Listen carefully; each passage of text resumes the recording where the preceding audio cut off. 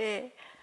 제가 먼저 양해를 좀 구해야 될 것은, 원래는 정말 깨꼬리 같은 목소리였는데 목감기가 걸려서, 지금 서울은, 여기 대구는 괜찮나요? 서울은 지금 독감이 유행이에요. 코로나보다 더 증세도 심하고. 그래서 제가 저희 부서 그 교육자 사무실에 감기가 다 도는 바람에 저도 예외 없이 감기가 걸려가지고 기도를 많이 하고 약도 먹고 그랬는데 목소리가 조금 아직도 안 좋네요.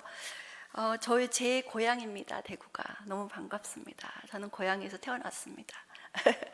대구에서 태어났습니다. 대구에서 태어났고 여기서 고등학교까지 지내다가 이제 서울로 대학을 갔는데요. 항상 대구에 오면은 너무 좋습니다. 우리 모두가 다 언니, 오빠, 동생 같고 친구 같고, 지금도 그 동대구역에 도착했는데 모든 사람이 다 동창인 것 같고, 옆집 아줌마인 것 같고, 앞집 아저씨인 것 같고, 너무너무 좋습니다. 또 영안교회 그 김치성 목사님 섬기고 계시는 교회에 또 이렇게 불러주셔서 너무 감사드리고, 합신에서 공부하게 된 것도 목사님께서 소개를 해주셔가지고 합신을 가게 됐고, 합신에서 좀 공부하기 힘들고 어려울 때마다 김치성 이렇게 그 목사님이 나를 여기 가라 그랬지 이러면서 이제 목사님을 생각하면서 참고 공부를 해서 무사히 마칠 수 있었습니다. 네, 오늘은 좀 무거운 주제이면서도 우리가 반드시 알아야 할 종교개혁의 교육개혁인가라는 주제로 할 텐데요. 제가 이제 PPT를 막 혼자서 막 떠들 수는 없으니까 이제 PPT를 좀 돌려가면서 그 내용을 중심으로 해야 될 것 같습니다. 너무 또 강의식으로 하다 보면 또 지루하고 또 어려울 수 있으니까, 될 수 있으면 쉽게 또 좀 편안하게 또 들어주시고 쉽게 또 이 시간을 보냈으면 합니다. 제가 또 목사님께서 이걸 주셔가지고 제가 PPT 네, 종교 개혁은 왜 교육 개혁인가? 처음에 종교 개혁이라는 게 1517년, 물론 이전에도 많은 믿음의 조상들이 종교 개혁이라는 큰 운동이라고 표면적으로 드러난 건 없었지만 많은 움직임이 있었죠. 그러나 1517년 이제 마틴 루터가 시작하면서 종교 개혁이 이제 전 세계적으로, 또 그 당시에는 유럽을 통해서 전 지역으로 퍼지면서 이제는 전 세계적으로 이제 종교 개혁이 큰 영향을 끼쳤습니다. 처음에는 종교 개혁은 교육 개혁이 아니었습니다.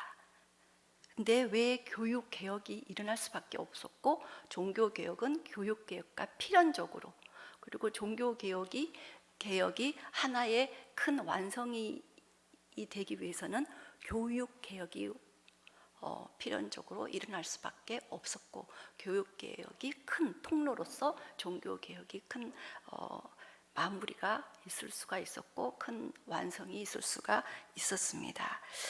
자, 그러면은 제가 목소리가 갈라져도 용서를 하시고요.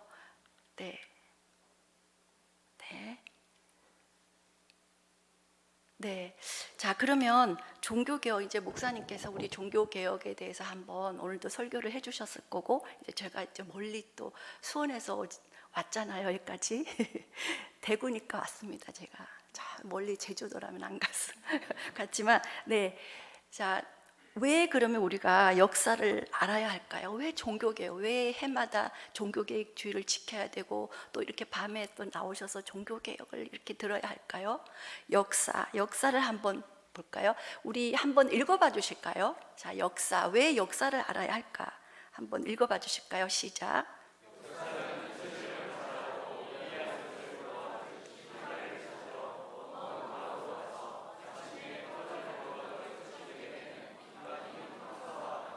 네, 이해가 되시죠? 네, 역사. 우리도 다 우리 여기 역사를 가지고 여기 앉아 계시잖아요. 과거를 가지고. 근데 이 과거를 근거로 우리는 현재를 이해할 수 있다는 거죠. 과거를 근거로 해서 현재를 이해하고, 또 과거와 현재를 통해서 우리는 미래를 또 내다볼 수 있고 예측할 수가 있고 또 미래를 또 알려줄 수가 있죠. 그래서 우리는 항상 역사를 알아야 된다. 역사를 우리는 평가할 수 있어야 된다. 그 다음에 또 한번 눌러볼게요. 그러면 왜 종교개혁을 알아야 하는가? 그 역사를 왜 알아야 하는가? 그리고 왜 종교개혁을 알아야 하는가? 그 당시 종교개혁이 1517년에 있었죠. 근데 우리 지금 2023년도죠. 올해로 506주년이에요. 너무나 먼 그 사이 동안 그 옛날 거를 왜 알아야 되고 왜 우리는 종교개혁으로 다시 돌아가야 되고 오늘도 기도를 너무 정말 은혜롭게 해주셔서 제가 너무 감동을 받았는데요. 보통 다른 교회는 이런 기도 안 해요. 그냥 뭐 해주시고 이런 기도인데 오늘 뭐 너무 정말 그런 정말 제가 기도를 같이 드리면서 우리 김신석 목사님께서 정말 바른 신학에 근거해서 바른 말씀, 바른 복음을 전하고 계시는구나 하는 것을 느끼고 너무 감사했습니다. 자, 그래서 종교 개혁을 왜 알아야 하는가? 우리가 바른 신학에 근거해서 바른 생활 가운데 바른 교회를 또 세우고 바른 가정을 세우기 위해서는 반드시 종교 개혁을 알아야 된다. 자, 볼게요. 종교 개혁은 그 당시 교회나 신학만이 아니라 그 당시의 사회 전반을 변화시킨 통전적 개혁이었고 그 무엇보다 교육의 개혁이었다. 종교개혁이 처음에 일어났을 때는 정말 그 마틴 루터는 그 역사를 쭉 보면 교육에 관심이 별로 없었대요. 그 교육에 왜 그랬냐면은 교육 자체도 사람의 어떤 행함이 아닌가, 사람의 어떤 공로가 아닌가, 어떤 일이 아닌가. 그래서 마틴 루터가 종교 개혁을 처음에 얘기를 했을 때는요. 자, 한번 마틴 루터가 처음에 종교 개혁을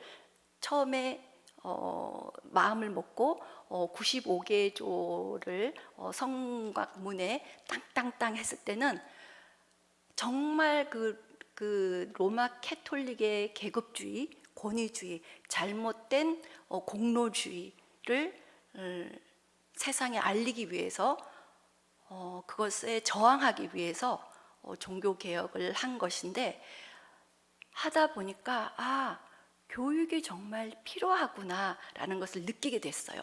자, 우리 화면이 잘 보이실까요? 화면 한번 보실까요? 네, 한번 볼게요.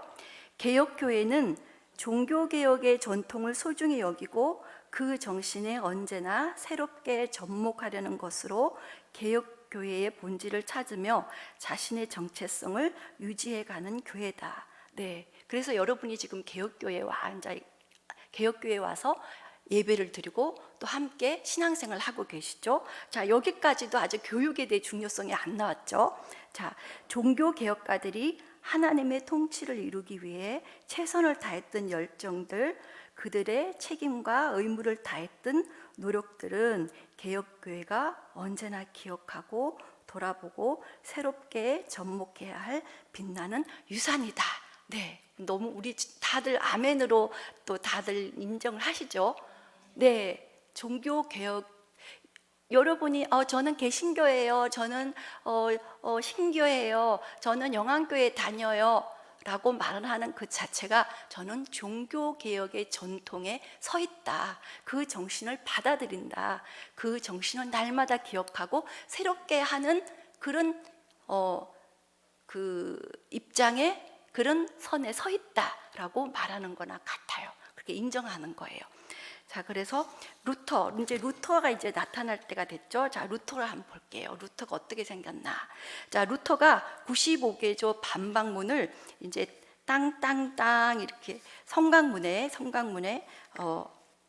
95개조를 다 이렇게 붙였습니다. 여기에는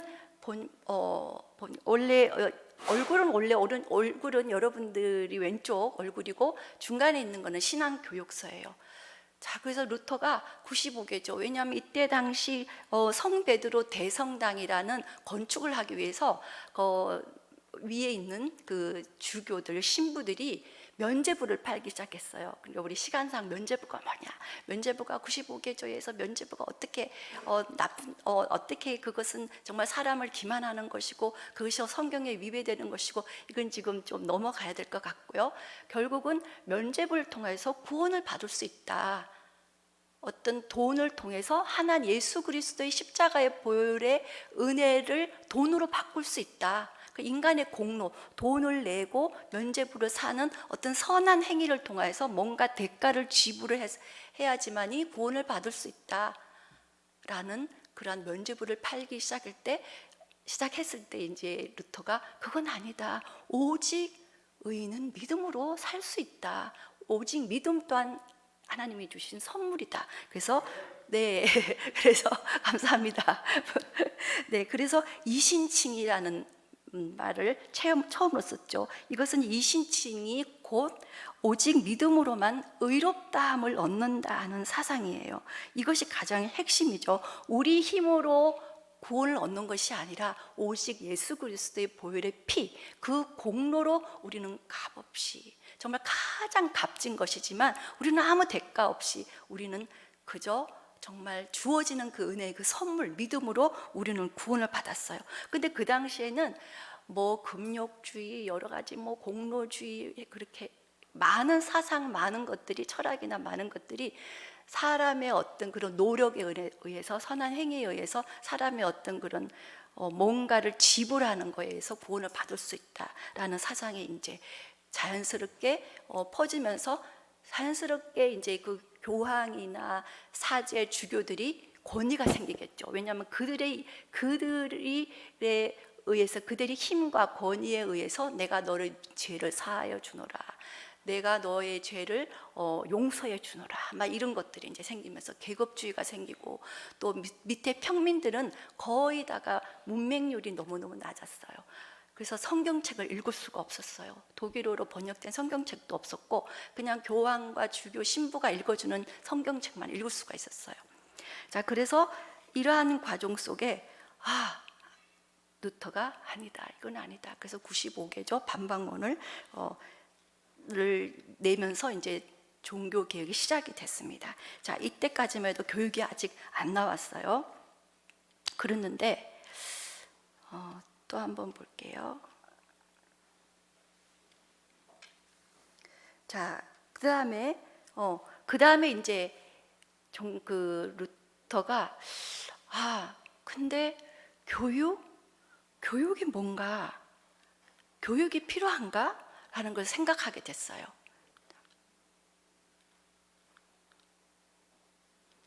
자, 교육을 생각하면서 신앙교육서라는 책을 만들었어요. 신앙교육서.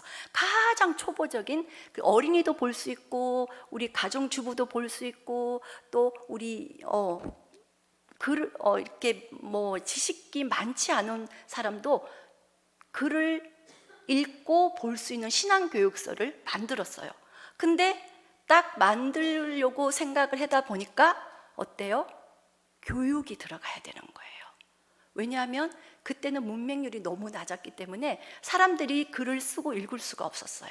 그래서 교육이라는 것은 인간의 공로고, 교육 또한 하나의 선한 행위, 그것 자체가 구원을 줄 수 없는 행위임에도 불구하고 교육이 필요하구나. 왜냐하면 사람들이 너무나 무지한 거예요. 그냥 교황이 읽어주고 교황이 해석해 주는 대로 성경 말씀을 들을 수밖에 없는 거예요. 그러면 교황이 곧 하나님이고 교황의 권위가 곧 하나님의 권위가 돼버린 거예요. 쉽게 말하자면.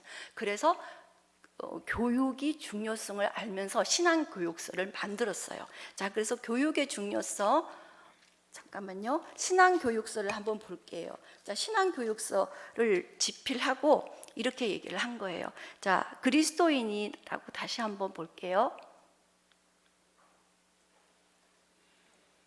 네, 그리스도인이 교회에서만이라고 돼 있죠. 네, 그리스도인이 교회에서만 주체가 되는 것이 아니라 가정과 일터와 사회와 역사에서도 주체가 되어 하나님 나라를 구현하는 목회적 소명을 수행하며 교회와 세상을 연결하는 리더십으로 신앙과 삶의 간격을 극복하여 왕같은 제사장으로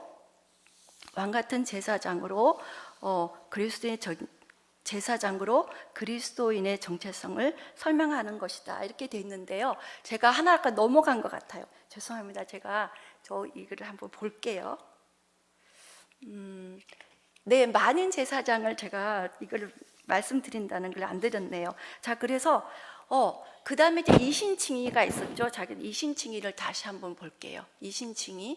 네, 이신칭의를 오직 의는 그리스도, 우리가 믿음으로 의롭게 된다. 근데 보니까 오직 믿음을 강조를 했는데, 오직 믿음을 강조를 하다 보니까 무엇을 믿느냐, 그 믿음의 내용이 중요하잖아요. 자, 여러분 무엇을 믿어요? 여러분은 무엇을 믿어요? 믿음의 내용이 있죠. 믿음의 내용. 우리 기독교는 그냥 우리가 목사님의 말씀을 전달하지만 그 목사님의 말씀이 그대로 받아들이는 것이 이제 믿음의 내용일 수도 있지만, 우리는 분명한 믿음의 내용이 있어요. 그래서 와서 보니까 막 성경 공부도 열심히 하고 또 집에서 또 성경도 보고 하실 텐데, 우리는 분명한 우리 그리스도인이 믿는 믿음의 내용이 있단 말이에요. 오직 믿음. 그래, 오직 믿음으로 우리는 구원을 받아. 근데 무엇을 믿느냐? 믿음의 내용이 있구나. 그 믿음의 내용을 바르게 알고 바르게 이해하기 위해서는 뭐가 필요해요? 배워야 된다는 거예요. 교육이 필연적이구나. 그래서 루터의 전기를 보면 처음에는 교육에 관심이 없었어요. 제가 말씀드린 것처럼 교육도 하나의 행위, 하나의 공로, 하나의 어떤 사람의 어떤 의로움, 근데 믿음의 내용, 사람들이 너무 무지해. 무조건 맹목적으로 믿어. 로마 캐톨릭 그 교황이 알려주는 대로만 그걸 믿어. 그러다 보니까 교황의 권위가 높아지는 거죠. 그게 아니구나. 바른 믿음이 들어가기 위해서는 반드시 교육이 필요하구나 라는 것을 알게 됐어요. 자, 그 다음에 한번 또 볼게요. 자, 그래서 신앙교육서를 만들었는데요. 신앙교육서를 한번 보실게요. 한번 읽어보실까요? 이것을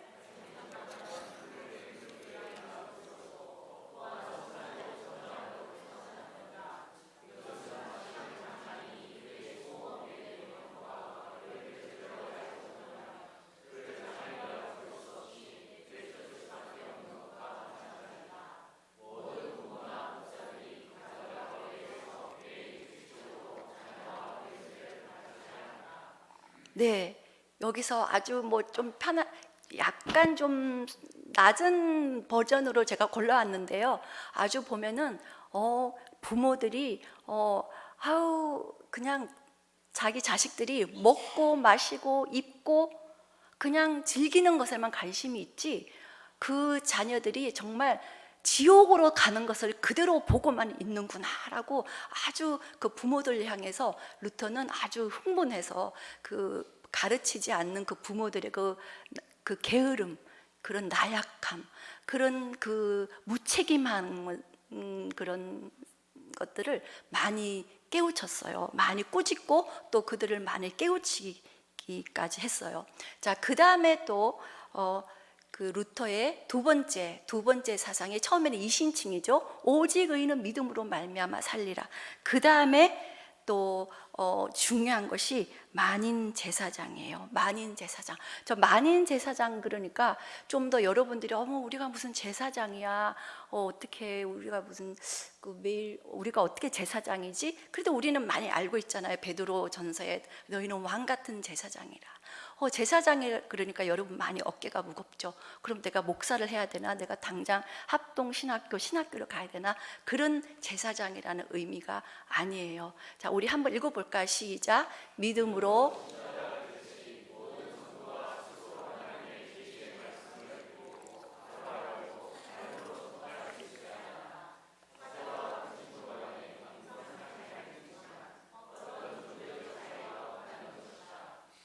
네, 이거는 여기 만인 제사장이라는 것은 우리 이제 말씀을 가르치는 담임 목사님, 우리 목사님, 또 선생님, 그런 목사님과 기능적인 차이는 있죠. 왜냐하면 역할이 다르잖아요. 담임 목사님, 또 우리 장로님, 또 우리 권사님, 그런 기능적인 차이는 있지만 여기서 만인 제사장이라는 것은 존재의 차이가 없다는 거예요.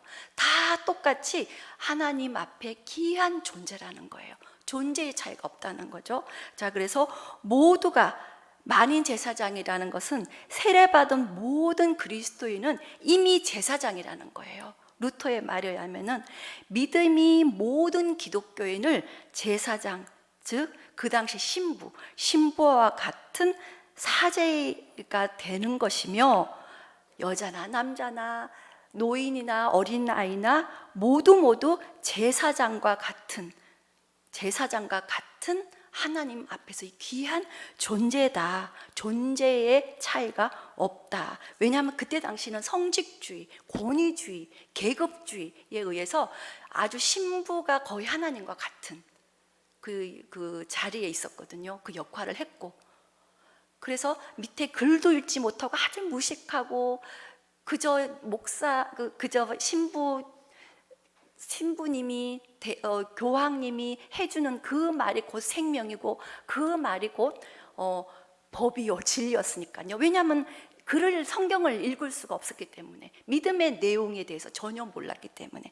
그런데 루터는 아니다. 이제는 그것이 아니라 평신도, 그냥 젊은이, 모든 나이 많은 그 노인에 이르기까지 모두가 하나님 앞에 당당하게 하나님 앞에 나가서 말씀을 내가 스스로 읽고 그 당시에는 가만히 앉아서 그냥 눈 감고 그냥 들려주는 그 말씀만 들었단 말이에요. 그래서 이 말이 정말 성경에 있는 말인지, 왜냐하면 글을 읽을 수가 없었기 때문에, 이 말이 정말 면죄부를 사지 않으면은, 돈을 내지 않으면, 선한 행위를 하지 않으면, 금욕을 하지 않으면, 뭔가를 공로를 세우지 않으면 당신은 천국에 갈 수 없습니다. 그 말이 정말인가? 열심히 또 선한 행위로, 또 어떤 공로주의로, 또 루터의 일기를 보면은 무릎을 꿇고 몇천 개의 계단을 올라가도 나에게는 기쁨이 없었다. 왜 그렇게 했는데도 왜 나에게는 구원의 확신이 없었는가? 열심히 자기 몸을 해하고 열심히 그렇게 해도 고해성사를 해도, 신부 앞에 가서 고해성사를 해도 내 안에 마음에 어떤 자유함이 없었고, 이러는 그 무지와 그런 나약한 신앙인 속에, 아니다. 우리는 스스로 하나님 말씀을 네가 스스로 읽고 스스로 하나님 앞에 네가 기도를 할 수 있고, 하나님 앞에 네가 직접 회개할 수도 있고, 옆에 사람의 죄를 함께 용서를 구할 수도 있고, 내 남편을 위해서, 내 자녀를 위해서 내가 직접 제사장과 같이 담대하게 하나님 앞에 나가서 떳떳하게 용서를 구하고 하나님의 말씀을 읽고 이 말씀의 깨달음을 또 하나님께 구할 수가 있고, 담대하게 우리는 제사장으로서 역할을 감당할 수 있다. 이렇게 만인 제사장서를 또 그 당시에 두 번째 중요한 사상으로 강조를 했죠. 자, 그래서 여기 보면은 또 밑에 한번 볼게요. 자, 그래서 전에 한번 볼게요. 만인 제사장. 만인 제사장. 여기 또 나오죠. 교육이 또 나와요. 처음에 이신칭의를 막 강조했는데, 교육이 필요하구나. 배워야 되는구나. 그 다음에 또 만인 제사장, 여러분은 다 만인 제사장이에요. 똑같은 제사장이에요. 근데 보니까 또 교육이 나오는구나. 무엇을 믿느냐? 성숙한 신앙인이 되기 위해서는 말씀을 알아야 되겠구나. 만인 제사장이 단지 교회에서뿐만 아니라, 교회에서만 여기서 우리 그냥 여기가 좋사오니 여기서만이 신앙생활을 신부님이 사제가 주는 그런 어떤 말 믿고 그 안에서 나는 그냥 구원만 받았어, 난 구원 받았으면 천국 가겠지, 여기서만 만족하는 것이 아니라 내가 성숙한 신앙인으로 세상 속에 나가야 된다는 거예요.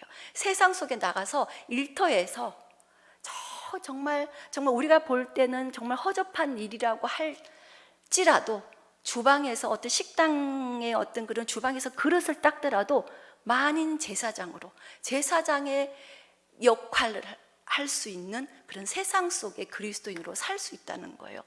그래서 평신도 교육이 필요하구나. 그래서 아까 좀 전에 말씀드린 신앙 교육서를 열심히 그 교육서가 여러분 많이 들어보셨던 대요리 문답, 뭐 소요리 문답, 교리 문답, 소요리 문답 이런 문답들 신앙 교육서를 이제 작성하게 되었죠.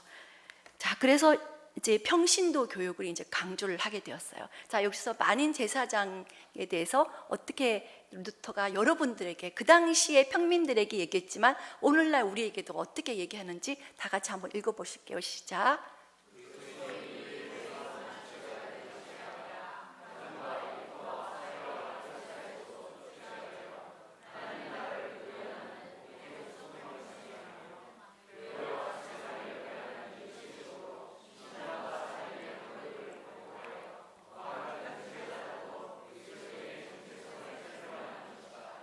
네, 제사장이라는 것은 단지 교회 안에서 나는 구원받았어. 나는 그냥 영안교회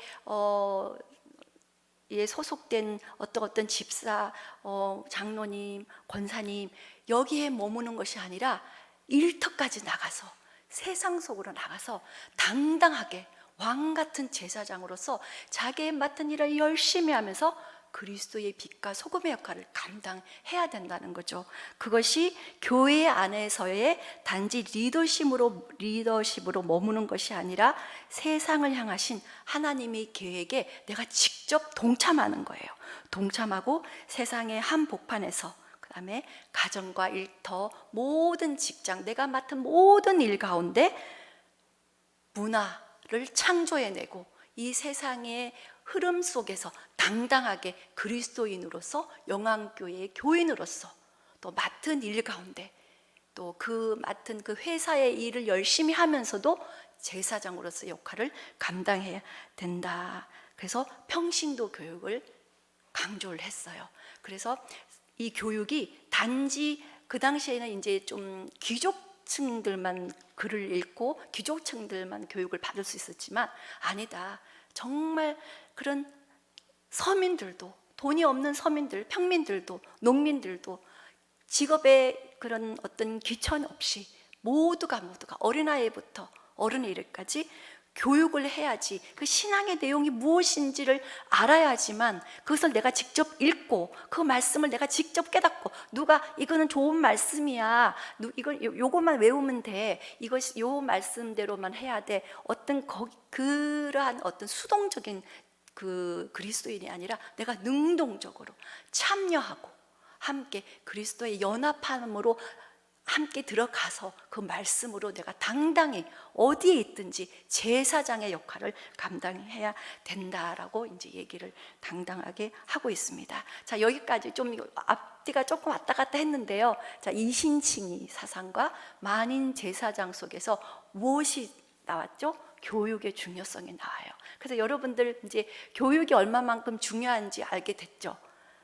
처음에는 루터가 그 당시에 그 잘못된 복음이 아닌 잘못된 그 말씀으로 많은 사람들을 정말 지옥으로 가게 만들고 그 당시 그 표현으로 그 많은 사람들이 불구덩이 속으로 들어가는 것을 볼 수가 없었다. 그래서 루터의 기회가 되시면 그 루터 그 일대기를 그린 영화가 있어요. 저 그 영화를 보고 정말 많이 감동을 받았는데, 감동을 받을 만하면 옆에서 코 고는 소리가 들렸는데 바로 제 남편 막 Here I stand 이렇게 서가지고 많은 사람들 앞에서 나는 여기서 끝까지 복음을 지키기 위해서 나는 내 종교 개혁을 끝까지 추진하겠다 이렇게 막 얘기를 할 때 많은 사람들 앞에서 목숨이 막 위태로운 상황 가운데서도 추방을 당하는 그런 상황 가운데서도 복음을 그리스도의 복, 내가 믿는 이 복음만이 참 성경에 있는 참 믿음이고 이 복음만이 사람을 살릴 수 있는 길이다. 오직 의인은 믿음으로 말미암아 살리라 하는 그 한 이신칭의를 가지고 종교 개혁을 일으킨 그 영화를 한번 보시면 여러분들이 마음이 정말 새롭게 뜨겁고 정말 우리가 바른 믿음, 바른 복음을 가지는 것이 얼마나 중요한가. 이제는 들려주는 그 말씀, 누가 전해주는 그 말씀, 물론 우리는 대예배 때 성경 공부를 통해서 가르침을 받아야 되지만 우리 스스로가 주님이 나에게 직접 말씀하시는 그 말씀을 우리는 직접 들어야 된다는 거죠. 그게 바로 큐티예요. 큐티. 저희 큐티 강사기도 해요. 네, 그래서 말씀 묵상을 통해서 내가 대예배 가운데 전체적으로 목사님 말씀을 공예배를 통해서 듣는 것도 중요하지만 1대1의 만남 속에 주님이 오늘 나에게 필요한 그 말씀, 그 상황 가운데 너가 오늘 이 문제로 힘들어하고 있구나, 너가 이 문제로 많이 정말 지쳐 있구나, 그 가운데 우리 주님의 인격적인 그 연합 가운데 우리가 그 말씀으로 다시 한번 일어서는, 이것을 우리도 느껴야 되잖아요. 그래서 말씀은 항상, 여러분은 항상 말씀을 가까이 두고 말씀을 배우고, 목사님께서 무슨 권사님, 집사님 말씀 공부하셔야죠. 아유, 저는 이제 못해요. 저는 뭐 눈도 안 보이고 외우지도 못하고, 외우면 돌아서면 잊어버리고, 또 앉으면 일어서고 서면 앉으면 잊어버리고, 일어서면 잊어버리고, 돌아서면 뭐 어디 갔는지, 책도 어디 있는지 모르겠고, 뭐 이렇게 말씀하시는 권사님 안 계시죠? 제가 옛날에 제자 훈련을 했을 때 어떤 권사님이 항상 저에게 그런 말씀을 하셨어요. 근데 제가 옆에 붙잡아 놓고 1년을 제자 훈련을 같이 한 기억이 나는데, 이제는 그러지 마세요. 그냥 정말 우리 루터가 강조했던 것처럼 교육이 필요다. 알아야 된다. 우리는 바른 신학은 바른 믿음 가운데 교회가 세워지고, 바른 신학 가운데 바른 교회가 세워져요. 이것이 여러분이 바른 교회를 세우고 바른 신학 가운데 바른 믿음을 서 있을 때, 그것이 자연스럽게 우리 영안교회의 다음 세대, 우리 가정에 있는 우리 자녀, 손주들에게 흘러간다는 것을 꼭 명심했으면 좋겠어요. 자, 여기까지 이제 교육이 얼마나 중요한가, 루터가 교육은 반드시 필요하구나, 교육이 없어서는 이 종교개혁이 정말 어떻게 보면 완성될 수가 없었어요. 이렇게 말해도 이거는 너무 지나친 말은 아니에요. 사람들이 깨우침을 주기 위해서는 교육이 필요했고, 교육을 통해서 깨우침이 있었기 때문에 종교개혁이 순식간에 유럽 전역에 펼쳐질 수가 있었고, 물론 그 당시에 인쇄술도 발달돼서 인쇄술이 많은 것들을 지금에 말하면 SNS 활동처럼 쫙 퍼진 것도 있었지만, 그것 또한 글자잖아요. 그것 또한 읽을 수가 있어야 되잖아요. 그래서 교육이 필수였다. 그래서 종교개혁은 교육개혁이 함께 갈 수밖에 없었다. 누구에게? 정말 글을 읽을 수도 없는 사람들에게 교육을 통해서 글자를 가르쳐주고, 그 성경 말씀을 본인 스스로가 읽는 것이 아니라 누가 읽혀주는 것에 따라서 그냥 무시하게 따라가는 것이 아니라, 내가 스스로 말씀을 읽고 하나님의 말씀을 내가 스스로 듣고 경험하고, 그 말씀 가운데 내가 녹아지고, 그 말씀 속에 살아계신 예수님을 직접 만나고, 그것이 교육을 통해서 이루어질 수밖에 없었다라는 걸 통해서 종교개혁은 교육의 개혁이었다. 그래서 이제 교육의 중요성 한번 볼게요. 루터가 믿음을 중요하게 여기는 순간, 우리가 무엇을 믿어야 하는가의 믿음의 내용이 중요해지고, 그것을 정확하게 알기 위해서는 가르치는 과정, 즉 교육에 집중할 수밖에 없었다. 그래서 우리 다 같이 한번 읽어볼까요? 결국 종교개혁이 교육의 개혁이 되게 한 결정적인 요인이 되었다. 그래서 교육개혁을 통한 통로가 된 거죠. 종교개혁이 완성이 되는 데 있어서 교육개혁이 하나의 통로가 되어서 많은 사람들이 동참하게 되었고, 많은 사람들의 어떤 그 무지를 해결하는 데 큰 역할을 하였다라고 볼 수 있습니다. 자, 그러면 자, 이제 그러면 이제 그 종교 개혁의 교육 개혁의 내용을 한번 볼게요. 내용에 제가 여러분들 다 그렇지, 가정이 빠지면 안 되지. 가정을 한번 볼게요. 여러분 그 팬데믹 코로나를 지나면서 가정의 역할이 너무너무 큰 역할로 대두가 되었죠. 저도 그때 그 교회가 그때가 좀 큰 교회에 있었는데 코로나가 딱 터지면서 당장 전 그때 이제 유치부 전도사이기 때문에 당장 아이들에게 말씀을 어떻게 전하고 그 아이들이 신앙 교육을 어떻게 전하고 그 아이들에게 어떻게 복음을 전하지 이걸 어떻게 할 수가 없었어요.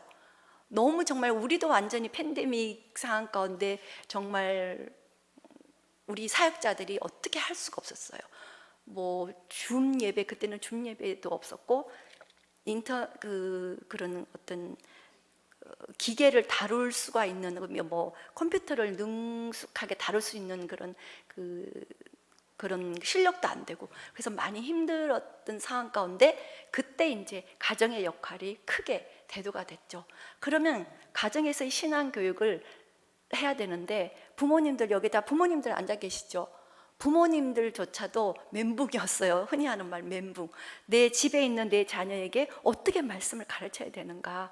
왜냐하면 왜 그렇죠? 루터가 그 종교 그 교육 필독서 성경 교리, 대요리, 소요리를 만들 수밖에 없었던 게 그런 책 하나 없었다는 거죠. 그런 교육을 받은 적이 없었어요. 근데 우리 신앙 교육이 가정에서 이루어져야 한다는 것을 이제 그 코로나를 통해서 딱 중요성을 알게 되면서 우리 부모님들이 멘붕이 올 수밖에 없었던 게 배운 적이 없었어요. 우리 부모님들 교회에서도 신앙 교육을 가정에서 어떻게 해야 된다는 것을 가르치지 않았어요. 솔직한 말로 그냥 교회에 오는 것만으로도 우리 부모님들은 만족했고 좀 죄책감을 좀 덜 느꼈고 자란 아이 깨워서 교회에다 그냥 교회 학교에 그냥 집어 넣는 것만으로도 좀 죄책감을 좀 덜했죠. 아, 여기서라도 신앙교육 좀 제대로 해라. 집에 와서는 전혀 손 놓고 있었죠. 근데 코로나가 터지면서 가정에서 할 수 있는 부분이 아무것도 없었어요. 그냥 유튜브 틀어주는 거, 그냥 거의 아무것도 못했죠. 자, 그래서 이제 신앙 교육의 중요성이 그 당시에 루터가 가정의 중요성을 이렇게 얘기를 했어요. 자, 가정의 중요성을 좀 전에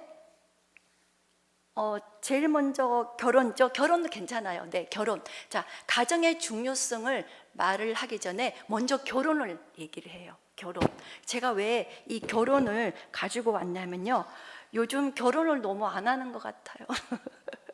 또 제가 너무 무책임하게 또 이런 말을 하는 것 같은데 제 주위에 봐도 저희 남편 친구들 그 자녀들 보면 결혼을 다 안 했어요.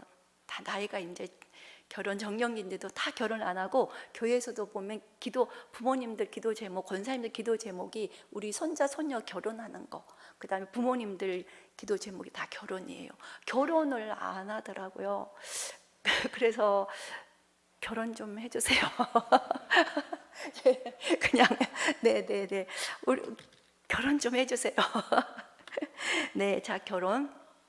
루터는 결혼은 단지 사회적 현상. 여기를 한번 읽어볼게요. 시작. 결혼 하나님 나라를 위한 것이다. 자 시작.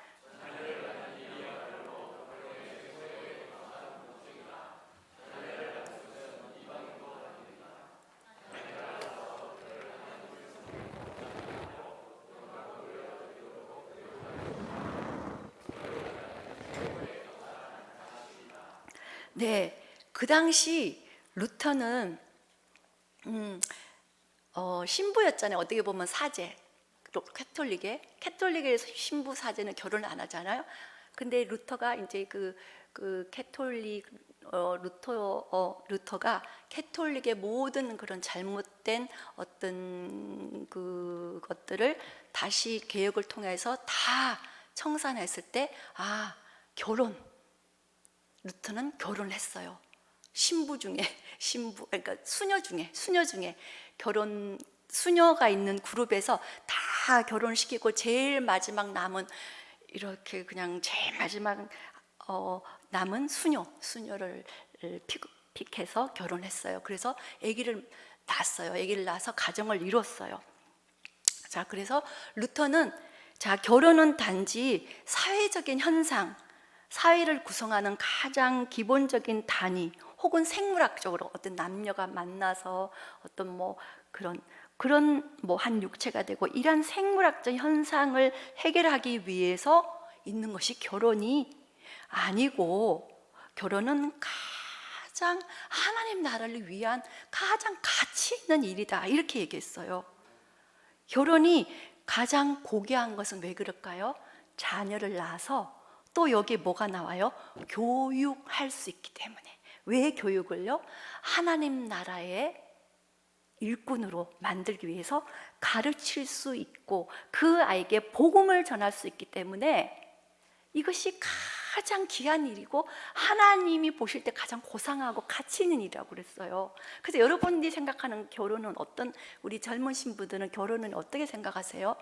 결혼, 세상 사람들이 말하는 결혼은 조건이 있고 또 내가 수준도 맞아야 되고 또 내가 바라는 그 이상도 맞아야 되고 어떤 이상형도 있어야 되고, 물론 그런 조건 다 좋죠.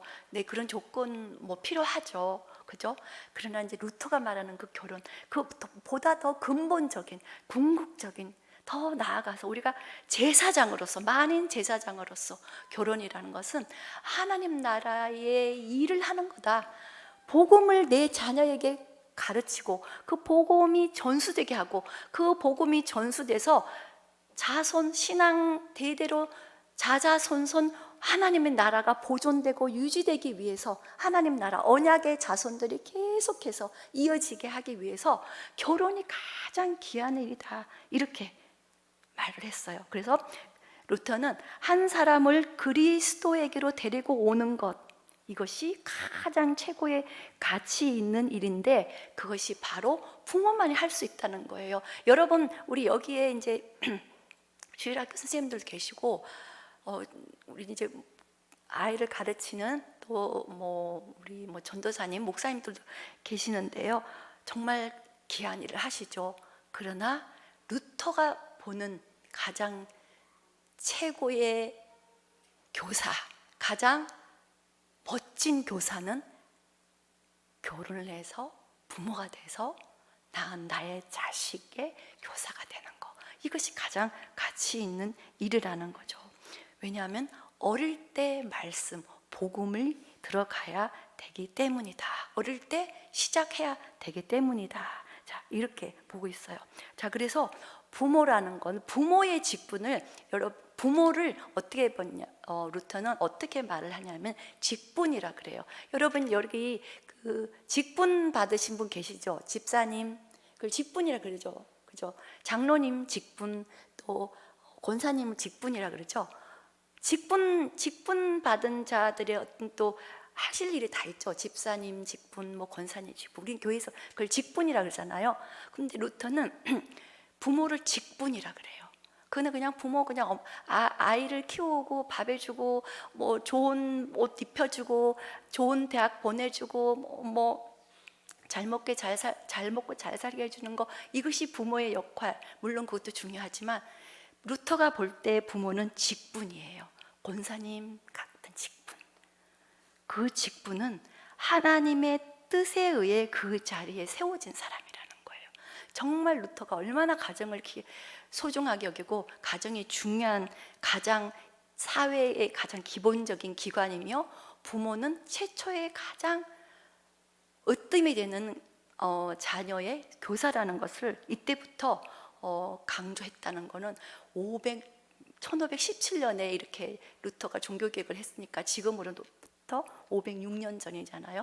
이때부터 가정, 교사, 결혼에 대해서 이렇게 강조를 했다는 거죠. 그래서 부모의 권위는 그래서 하나님으로부터 나와요. 부모의 권위는 하나님이 세운 직분이기 때문에 부모의 권위가 하나님으로부터 나와요. 그래서 하나님의 대리자예요. 그래서 우리 11조에 죄송해요. 10계명에 보면 내 부모를 뭐라고 돼 있어요? 사랑하라 아니에요? 공경하라예요. 아, 그래, 죄송해요. 공경하라죠? 네, 여러분 졸리실까봐. 맞아요. 왜 사랑하라 하지 않고 공경하라 했을까요? 그 권위가 하나님으로부터 왔기 때문이에요. 하나님으로부터 세워졌고 하나님의 대리자이기 때문에 자녀가 봤을 때는 공경을 해야 돼요. 그래서 여러분 부모님 당연히 그럼 우리 내 자식이 나를 공경해야지 또 이러면 안 되시겠죠? 하나님의 대리자 역할을 하셔야 되는 거예요. 그냥 가만히 앉아서 공경받기를 원하시면 안 된다는 거죠. 다시 말하면 내가 하나님의 대리자라서 나를 세워주신 분이 하나님이고 나에게 주신 권사, 집사, 장로 어떤 그런 직분, 그 직분이 가정에 주어진 부모가 그 직분이구나. 그냥 부모가 아니구나. 양육자가 아니구나. 그냥 직분, 의무가 있다는 거야. 역할이 주어졌다는 거죠. 자, 그래서 하나님의 말씀이 그 부모를 통해서 자녀에게 교육이라는 행위를 통해서 매체를 통하여서 그 수단이라는 교육이라는 수단을 통해서 아이들에게 전달될 때 하나님의 뜻이 그 아이 속에 이루어지고 하나님의 나라가 그 아이 속에 이제 세워진다. 그래서 얼마나 귀한 것이냐. 자, 이렇게 이제 보고 있습니다. 자, 그다음에 이제 PPT를 볼게요. 가정. 네, 그래서 가정은 여기 또 제가 말씀드린 것처럼 또 한 번 다 이렇게 읽어볼까요? 시작. 하나님의 대리자로서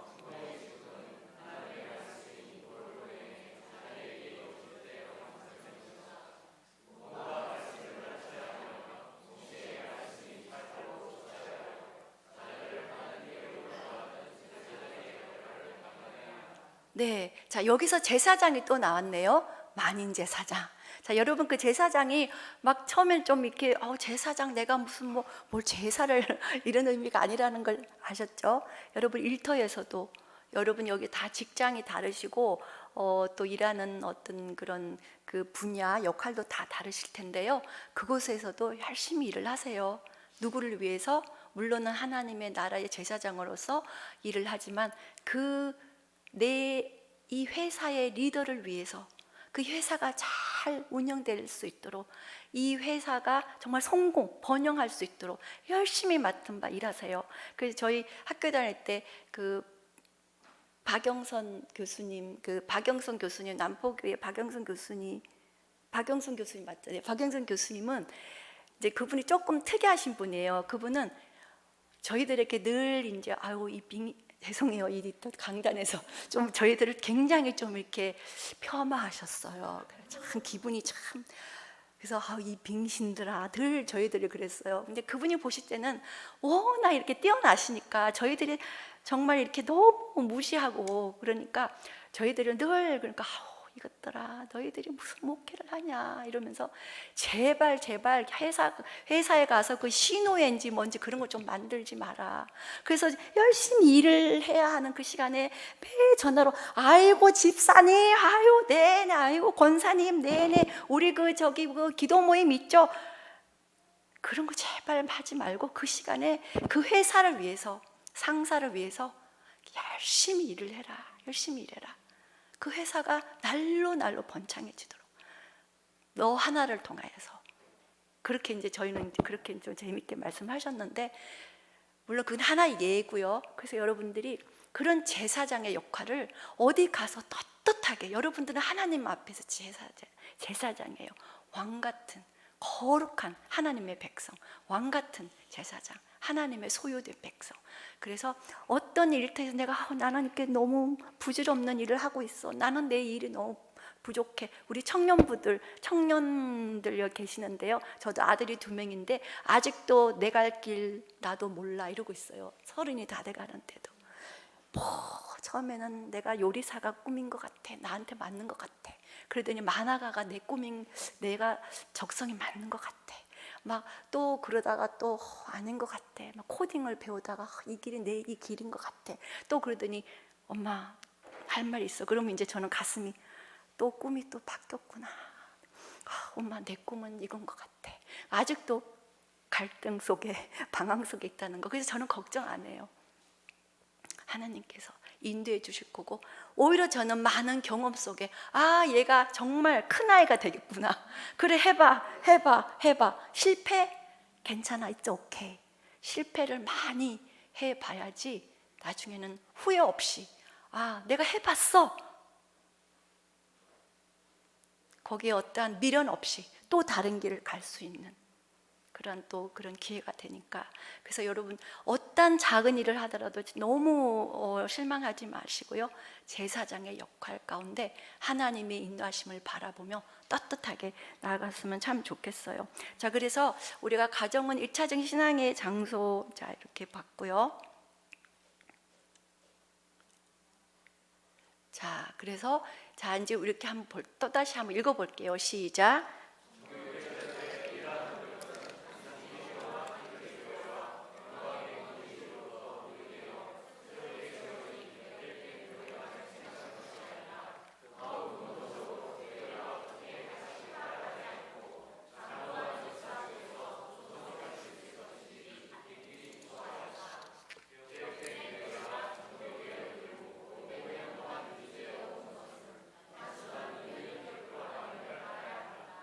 네, 자 그래서 우리 여러분 지금 앉아서 편안하게 말씀을 듣고 또 이렇게 좋은 교회 또 오니까 뭐 저 플랜카드 보고 저 너무 놀랐어요. 저 다음에 대통령 나오려고요. 너무 정말 이렇게 처음 봤어요.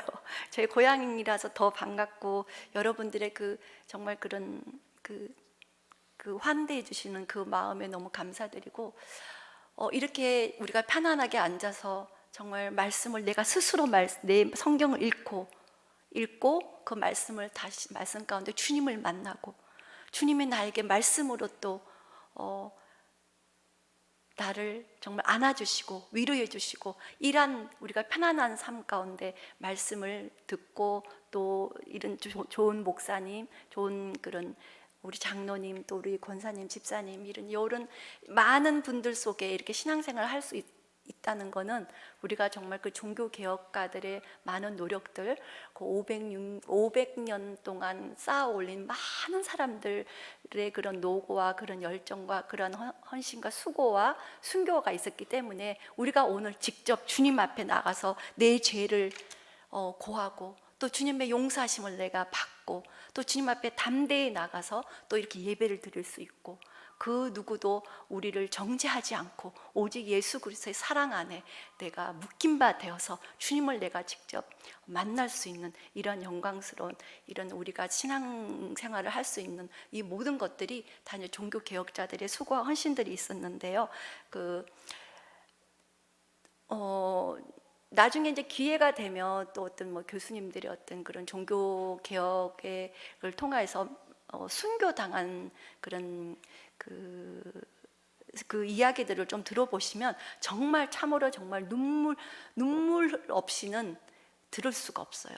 너무너무 처참하게 화형을 당하고 불 태우는 거, 화형을 당하고 혓바닥이 잘리고 가죽이 벗겨지고 뭐 손톱 발톱 다 뽑히고 뭐 동물에 의해서 다 찢겨 나가고 그리고 그 산채로 창자를 이렇게 배를 갈라서 아이를 꺼내고 뭐 이런 것들, 그런 정말 입에 담을 수 없는 그런 순교의 역사를 통해서 이렇게 종교 개혁이 지금까지 왔다는 거, 이것은 정말 결코 우연한 일이 아니다. 그 속에 많은 사람들의 눈물이 있었고 노력들이 있었는데, 그럼 우리는 지금 이 상황 가운데 그럼 그들의 노력과 그들의 열정들을 보고 그냥 우리는 가만히 앉아서 따뜻한 밥만 먹고 있어야 되는가?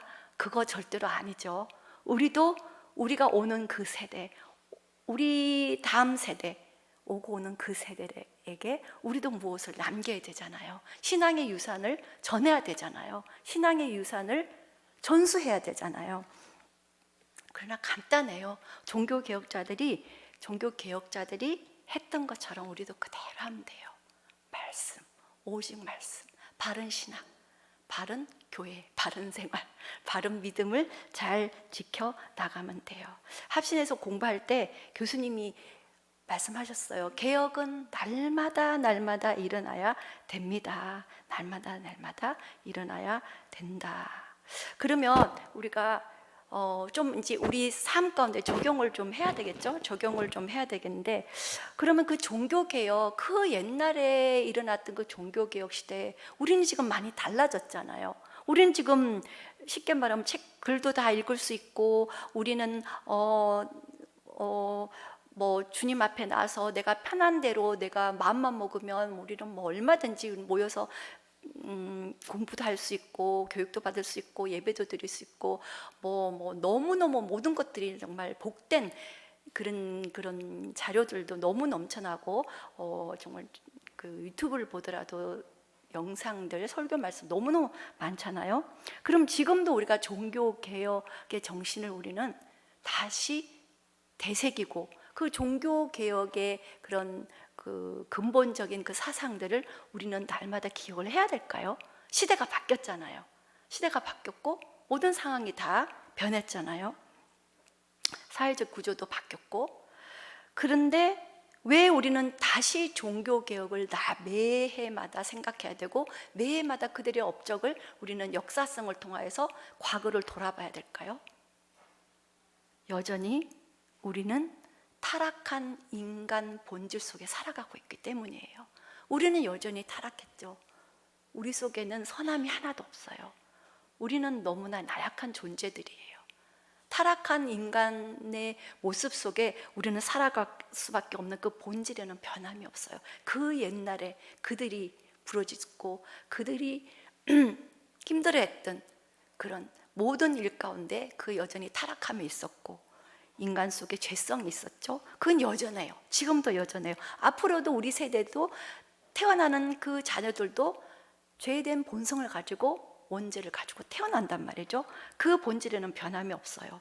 그리고 지금 여전히 우리가 살아가고 있는 이 시대 가운데는 구원받아야 할 인생들이 많아요. 우리가 전도를 해야 되죠. 그리고 구원받은 우리 신자들은 깊고 성숙한 바른 신앙을 우리는 날마다 해야 돼요. 바른 신앙을 위해서, 신앙을 지켜가기 위해서 우리는 꾸준히 애를 쓰고 정말 십자가에 피 흘리기까지 노력을 해야 돼요. 죄된 본성을 쌓기 위해서는. 그래서 바른 신앙을 가지기 위해서는 우리는 지금도 종교개혁의 정신이 필요하고 앞으로도 필요하다. 자, 그러면 우리가 옛날하고는 그래도 우리가 좀 나아진 것 같은데요. 우리는 그래도 옛날보다는 좀 좋은 세상에 살아가고 있지 않나요? 근데 여러분, 제가 오늘 가지고 온 것만 여러분하고 나누는 것만 잠깐 짧게 나눠도 여러분들 우리 여기 계신 어르신들 정말 세상이 참 살기 힘들구나라는 것을 느끼실 거예요. 자, 우리 제일 먼저 우리 이제 지금 우리가 살아가고 있는 이 시대를 한번 볼까요? 우리 코로나 너무 다 많이 정말 뭐라고 말을 어떻게 할 수가 없죠. 이거는 뭐 코로나 정말 그 누구도 피할 수가 없었어요.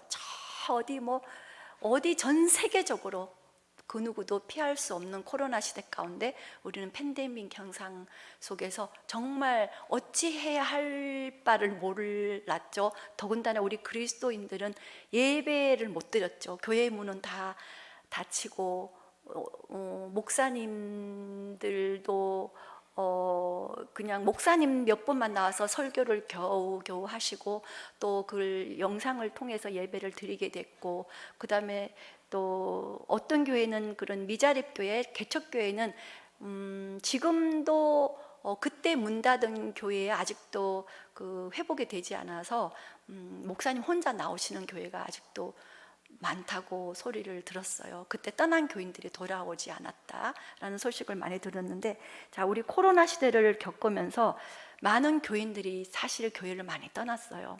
많이 떠나고 코로나를 통하여서 우리는 정말 예배가 많은 것들이 변화가 있었죠. 정말 영상을 틀어놓고 설거지를 하면서 설교를 듣고, 심지어는 누워서 밥을 먹으면서 뭐 진짜 뭐 어떤 분은 김치를 담으면서 예배를 받다 그러더라고요. 과연 이게 신학적으로 맞는가? 예배의 진정성이 있는가? 정말 많은 우리 경험들을 했던 것 같아요. 자, 그러면서 공동체성이 다 상실이 되었죠. 그리고 개인화가, 개인주의가 팽배해졌죠. 이제는 안 만나도 된다. 신앙 공동체 필요 없다. 그냥 나 혼자, 그냥 홀로 교인들이 많이 생기게 됐죠.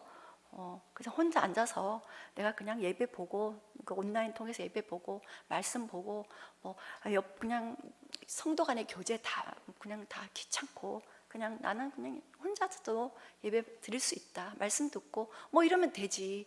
굳이 교회 나가서 함께 모여서 신앙 공동체 속에서 성도 간의 교통이 있어야 되는가 하는 어떤 의문들이 또 있었고, 많은 젊은 사람들이 이 일을 통해서 또 문제를 제기하고 또 교회를 떠난 그런 사례들도 많았죠.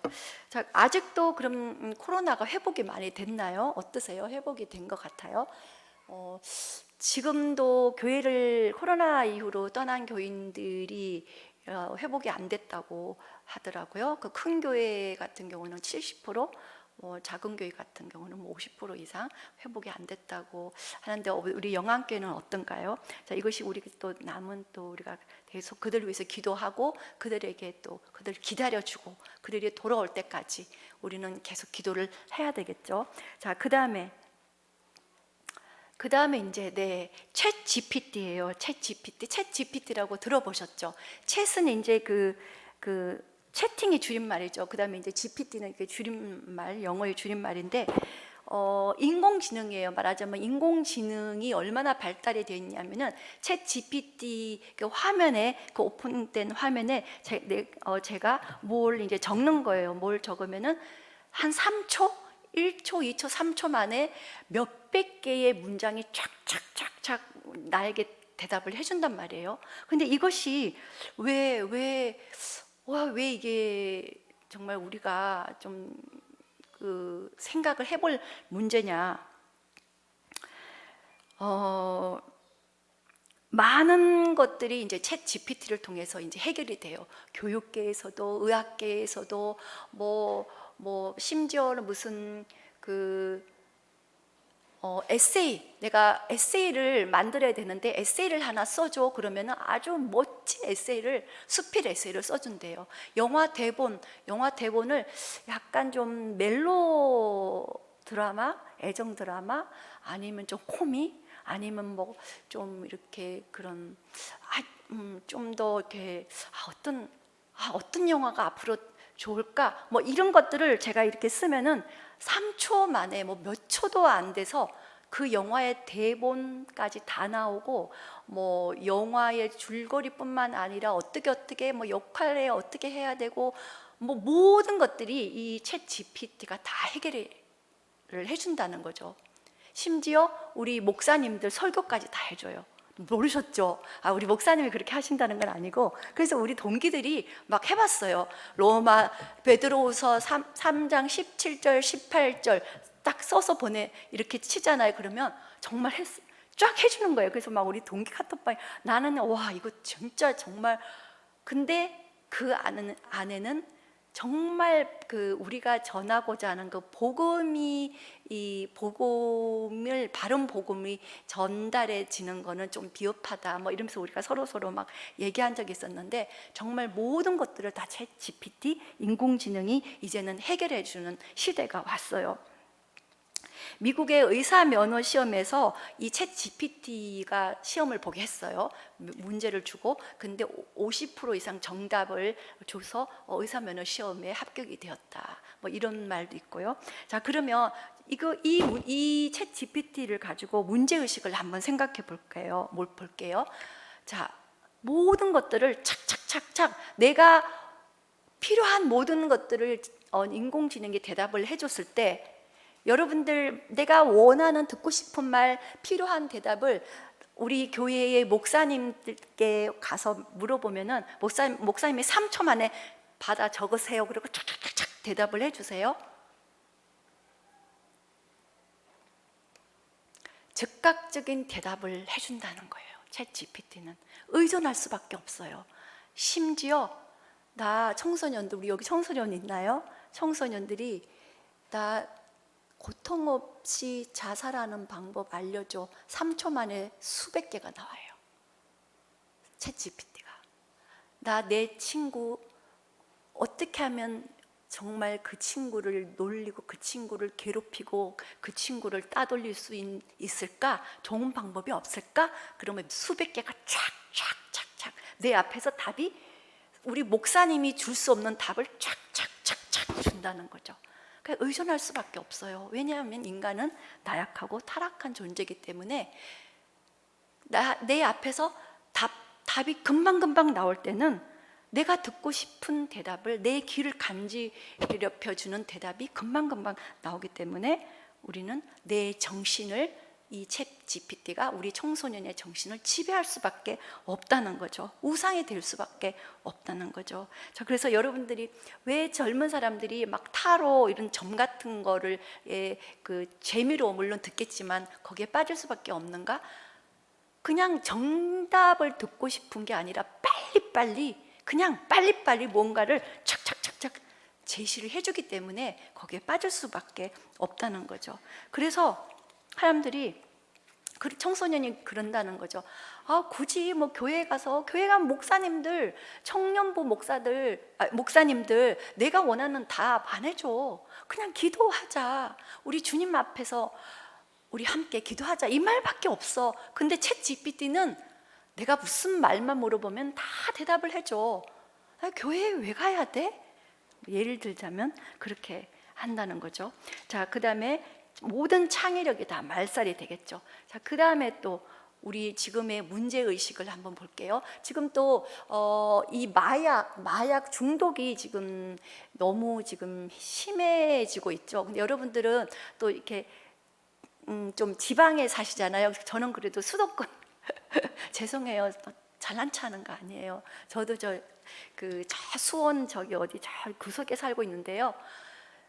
서울 이 안내문은 건국대학교 앞, 거기 그 건국대학교 들어가는 입구에 그런 안내문이 있었대요. 뭐 요즘 서울의 대학교에 저런 안내 표지가 있대요.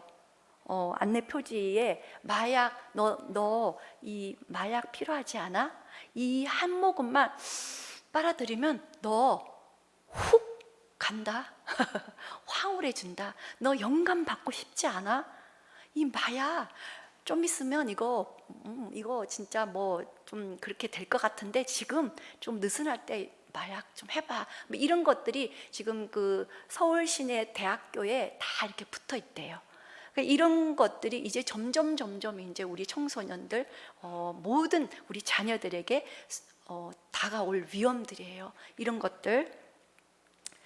그 다음에 퀴어 축제 아시죠?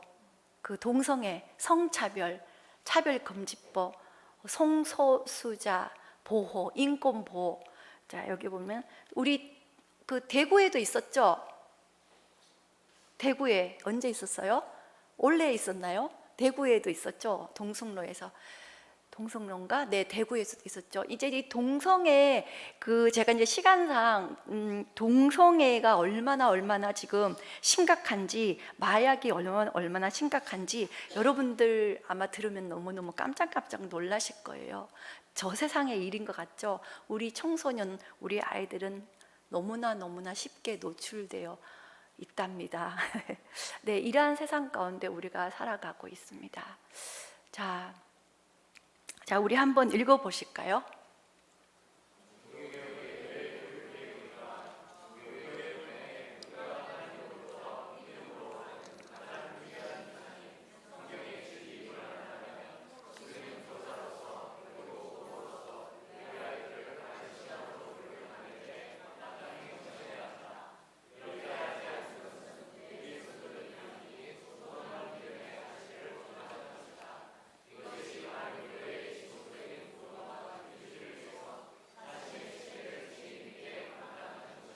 네. 자, 그래서 우리가 문제 의식을 가지고 그 PPT를 좀 네, 자, 문제 의식을 가지고 우리가 종교 개혁이 지금도 여전히 필요하구나. 좀 전에 제가 뭐 간단하게 여러분들에게 문제 의식을 말씀드렸는데요. 어떻게 보면 그 종교 개혁 그 당시 그때보다 지금이 더 심각한 때일 수도 있어요. 아마 더 심각하면 심각하지 덜하지는 않은 것 같아요. 자, 여기를 한번 볼게요. 자, 첫 번째 한번 볼게요. 자, 그럼 우리는 지금 현재 우리가 살고 있는 우리는 어떻게 해야 되는가? 신앙 교육의 중요성. 아마 우리 목사님, 우리 김치성 목사님은 아마 신앙 교육의 중요성은 늘 강조하실 것 같아요. 우리 목사님을 통해서 제가 바른 신학을 배우게 되었으니까요. 그 합신을 저에게 또 소개를 시켜 주셨기 때문에 네, 그래서 우리 여기 계시는 모든 분들 정말 바른 신학, 바른 교육을 꼭꼭 신앙 교육에 대해서 나는 못해, 나는 뭐 이제는 그런 거 이제 없기 네, 꼭 우리 신앙 교육을 해주셨으면 좋겠고요. 자, 그 다음에 두 번째는 신앙 교육의 방법에 대한 인식이 비본질이 본질을 앞서면 안 된다. 자, 이거는 뭐냐면은 간단하게 말씀을 드릴게요. 자, 루터 다음에 이제 여러분이 많이 들어보신 종교학자가 칼빈일 거예요. 칼빈이 우리는 개신교에서도 칼빈이 우리의 이제 또 칼빈주의, 칼비니즘 이렇게 그 정신을 이어봤는데요. 칼빈은 하나님의 말씀, 그 교육을 강조를 했죠. 하나님의 말씀 그 자체에 힘이 있다고 봐요. 살아있는 그 말씀의 복음의 능력을 강조를 해요. 그래서 절대로 그 말씀을 가르치는 데 있어서 교육의 방법이 앞서면 안 된다 그래요. 이게 뭐냐면은 좀 전에 우리 어떤 자매님이 기도를 해줬는데 그 기도가 맞아요. 많은 요즘에는 우리 전도사님들을 보면은 야, 우리 요번에 여름 성경학교를 어떻게 멋지게 프로그램을 뭐를 도입하지? 야, 어디서 뭐 프로그램 뭐 정말 멋지게 만들었더라. 어떤 프로그램 진짜 그거는 정말 아주 그냥 너무너무 진짜 최첨단 프로그램이더라. 막 어떤 프로그램을 그 여름 성경학교에 도입할까? 그 공부하러 다니고 강습해 받으러 다니고 막 그거 때문에 엄청 애를 쓰는 걸 봤거든요. 그러나 정작 칼빈 선생님은 하나님의 말씀 그 자체에 힘이 있고 그 스스로 가르치는 힘이 그 복음 속에 있기 때문에 이 방법이 그걸 덮지 앞서서 이거 자체가 본질을 앞서서 이거 자체가 그 속에 묻히지 않도록 해라. 이걸 늘 강조를 하셨어요. 그래서 항상 물론 좋은 프로그램, 좋은 화려하고 어떤 그런 정말 좋은 어떤 그런 그 기계들을 활용해서 아이들에게 다양한 방법을 전하는 거 참 좋아요. 그것도 훌륭한 정말 그런 방법이겠죠. 하지만 절대로 비본질이 본질을 앞서서는 안 된다. 그것이 우리의 목적이 아니에요. 우리의 목적은 하나님의 살아있는 그 말씀이 어찌하든지 그 아이의 심령에 우리 그 다음 세대의 심령 가운데 그 아이들의 심령을 세우고 그 살아있는 복음의 말씀이 그 속에서 역사할 수 있도록 말씀이 잘 들어갈 수 있도록 노력을 해야 된다. 이것이 다른 것이 더 앞서서는 안 된다. 예를 들면 제가 아는 어떤 전도사님이 어린이부 여름성경학교에 한 그 부서를 편의점으로 다 만들었대요. 편의점. 그래서 뭐 CU 또 편의점 뭐 세븐일레븐 다양하게 만들어서 이 CU는 컵라면만 종류별로 쫙, 이 CU에는 컵라면, 세븐일레븐은 뭐 핫도그만 종류별로 쫙, 또 다른 어떤 그 편의점에는 뭐 주로 엄마들이 못 먹게 하는 그런 그 있죠, 편의점에서 파는 거, 그런 것들을 했대요. 그랬더니 아이들이 막 좋아가지고 그래서 권사님들께는 간식 안 만들어도 된다. 왜 성경학교 때 권사님들이 간식을 막 카레라이스 막 이런 걸 만들어 주시잖아요. 불고기 덮밥 이런 거 안 하셔도 된다. 그래서 염소령가 그때 편의점만 이용하겠대요. 그랬더니 막 아이들이 막 전사님 저보고 아이들이 막 그 다음에 막 동네 아들 다 데리고 왔대. 그래서 저거 성경학교 너무 잘했죠. 그래서 제가 뭐라고 했을까요? 굿. 그랬어요. 네, 잘했다. 참 잘했다. 그러나 거기서 끝나면 안 되겠죠. 아이들 많이 오고 교회, 정말 요즘 교회에 아이들 데리고 오는 것도 힘들잖아요. 발을 그 교회 문턱에 넘기게 하는 것조차도 우린 정말 요즘은 하나에도 막 귀한 그런 시대에 살고 있는데 그게 참 좋았다, 좋다. 그러나 그것은 거기서 끝나는 것이 아니다. 그 아이가 언젠가는 세상 속으로 나아갈 때 하나님의 말씀, 그 살아 역사하는 하시는 그 하나님의 말씀의 힘이 그 속에서 일어나지 않을 때 그 아이는 더 이상 하나님의 다스림을 벗어나게 된다. 그 살아있는 그 영생의 그 말씀이 그 아이를 다스리게 해야 된다. 그렇게 했을 때 그 아이가 세상으로 나갔다 하더라도 다시 교회에 돌아오지 않겠느냐. 자, 이런 말씀을 드린 적이 있고요. 자, 그 다음에 세 번째는, 자, 교육의 대상은 모든 성도가 교육의 대상이다. 좀 전에 왜 그렇죠? 만인 제사장.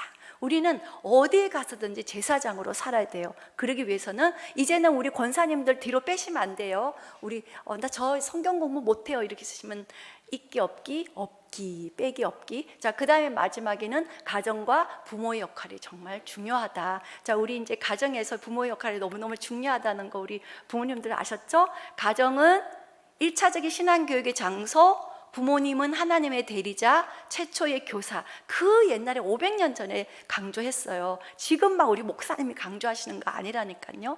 가정, 하나님의 대리자. 내 자식은 내가 키운다. 내 자식은 내가 언약 백성으로 당당하게 그 아이가 하나님의 제사장으로 설 수 있도록 내가 책임지고 내 자식, 내 자녀, 내 손주를 키운다. 자, 여기까지가 이제 우리 신앙교육의 적용점이 되겠습니다. 자, 그러면 이제 마지막으로 우리 너무 시간이 오래됐죠. 저도 이제 기차를 타고 올라가야 되는데요.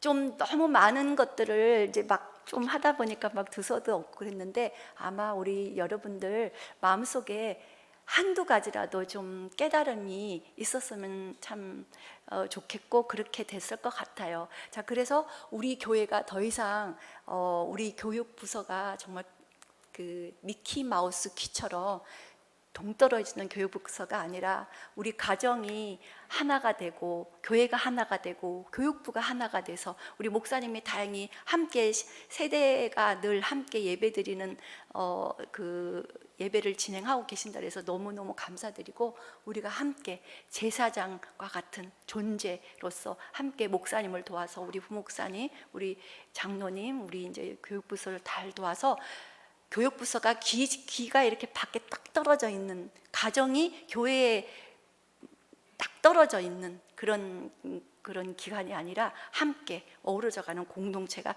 되었으면 참 좋겠습니다. 네, 자, 그래서 뭐 여러 가지 뭐 많아요. 부모 세움, 부모 학교 뭐 이런 것들은 다 이제 하고 있는 것들이고요. 자, 뭐 집밥, 가정 예배 이런 것도 이제 다른 교회에서 하고 있는 거고. 자, 그러면 많은 신앙 교육자들이 참 많아요. 진짜 너무 많아. 도무지 알 수가 없어. 근데 우리 아시는 분 계시죠? 네, 네. 많은 우리에게 복음을 전하고 바른 신학을 가르쳐주고 여러분을 위해서 기도를 해주시고 여러분을 위해서 정말 여러분들이 바른 신앙 안에서 정말 하나님 앞에 당당히 나아가게 도와주시는 그들을 위해서 여러분들을 위해서 애써주시는 많은 그 종교 개혁자들이 계셨어요. 그들이 계셨기 때문에 우리가 이렇게 편안하게 말씀을 듣고 또 하나님을 직접 예배를 할 수 있었습니다. 또 그 중에서도 또 우리에게 늘 말씀을 전해주시고 또 우리를 위해서 기도해 주시는 목사님이 계시고 또 우리 장로님이 계시고 우리 부목사님 계시고 또 우리 권사님들 계시고 또 이 영암교회 하나의 한 공동체 안에 아름다운 또 주님의 귀한 제사장들이 모여서 공동체를 잘 이끌어 나가시는 그 꿈을 저는 벌써 저가 그 꿈을 꾸게 되는 것 같습니다. 그 긴 시간 동안, 긴 시간이었죠. 보통 8시 10분이면 끝난다 그러는데 또 내일 또 직장에 나가셔야 되는데요. 나가셔서 당당하게 오직 의인은 믿음으로 말미암아 살리라.